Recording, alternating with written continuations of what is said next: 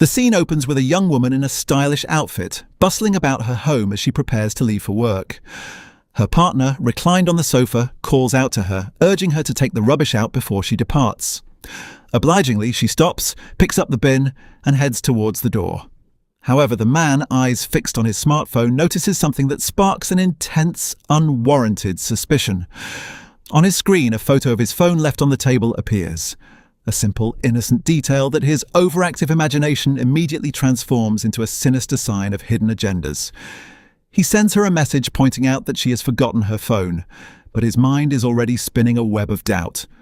Looking out the window, he watches her leave, his anxiety mounting with every second.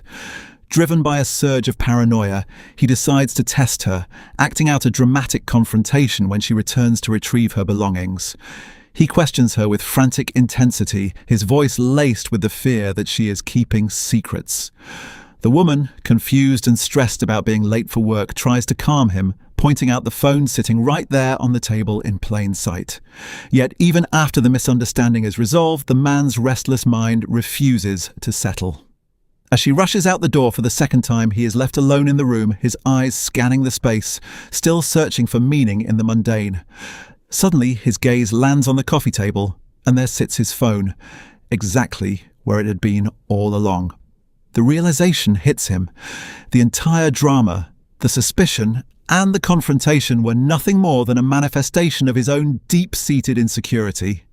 He is left in the quiet, looking at his device, finally understanding the absurdity of his own frantic thoughts.